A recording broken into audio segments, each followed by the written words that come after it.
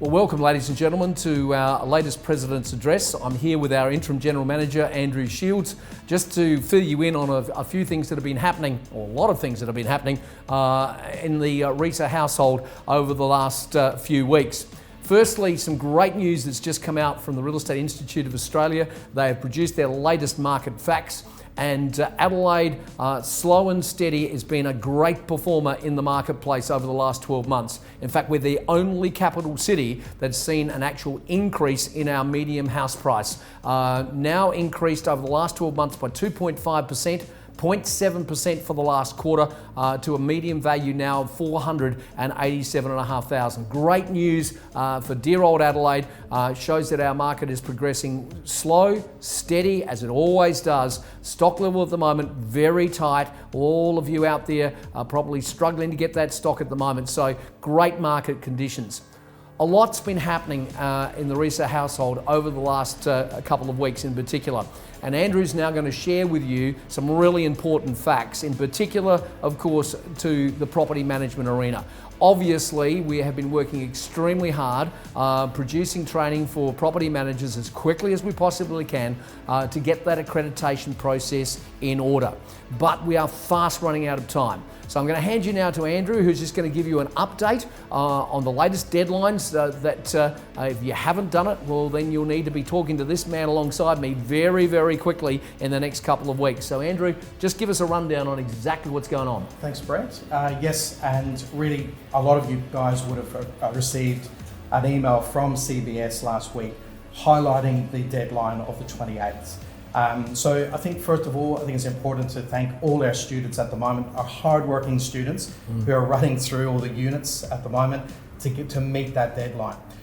It is not too late, but time is running out. And our programs are really designed for really busy property managers. And we know you guys have got family commitments, you've got business commitments. So we want to try to blend in with that and provide these units for you as expediently as possible. So we're turning our marketing around really quickly these days, and we just want to get you guys qualified as quickly as we can to get your license. And also to facilitate that, obviously we're running workshops in July on the weekends now as well. So it means it cuts out having to attend a workshop during the week, which is really, really important. And also to help further, we're launching for the last few weeks of June and into July, a special end of year financial sale. So we'll be launching that, and you'll have details of that coming out in a flyer very, very shortly. But also just to give you some highlights of some things that are changing around that space. And I think what we're doing behind the scenes, you guys might not see it on a day-to-day basis, but behind the scenes we're lobbying government. We've had a meeting recently with CBS, in particular around who needs to be registered and who does not need to be registered. There's a big hot topic out there in the property management world, and we've been lobbying behind the scenes to really get a clear definition on that particular topic. So what I've got is I've just received hot off the press from CBS. It's on their website of some of the slight changes and clear definitions of who needs to be registered in this property management space. So what I'll do is I'll just read straight from the website. It's titled, "Who Doesn't Need to Register?" You don't need to be registered as a property manager if you hold a land agent's registration, work for an agent, and only provide reception duties. So this is taking calls, arranging maintenance appointments.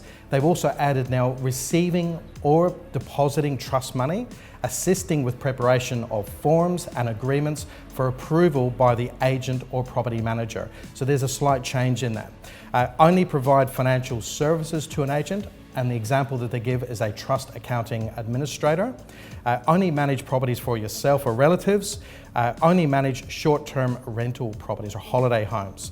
That's important as well. Work for a registered community housing provider, and there are many of you in that space. And this is the biggest change, and we've been lobbying really hard to get this change.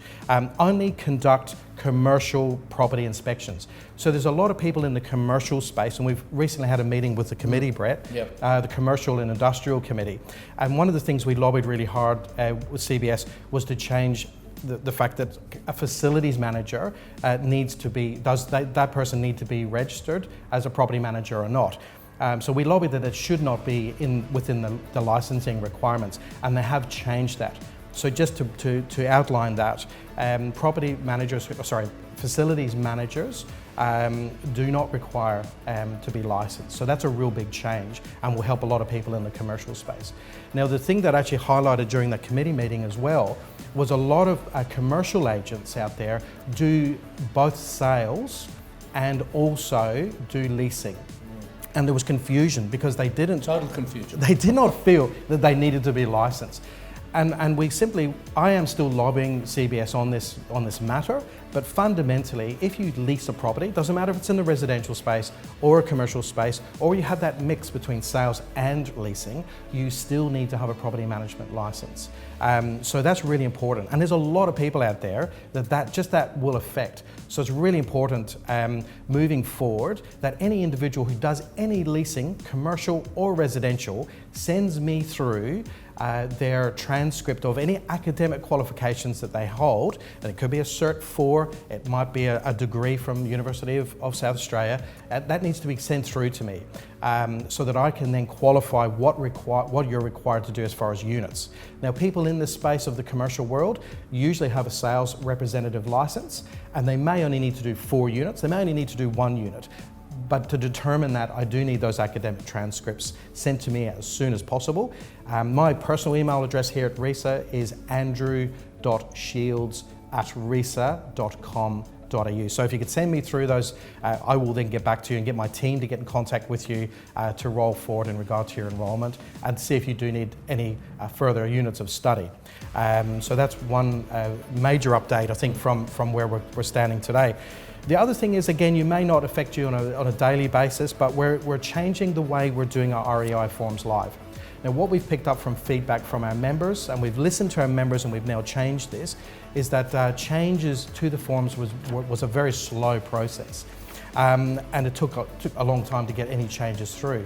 So we've expedited that process. And I'm working with my people here that formulate the forms moving forward, but also our online platform that works with these forms, and really brought those two people together to really synergize that process so that we get faster changes. So if you've got suggestions and changes that you would like to make to the forms and you see as a logical change, please, again, email me through those changes and I'll put them in front of our team here. We'll work them through really, really quickly, and if it's valid, we will change our forms for you. So I think that's really important for our members, again, moving forward.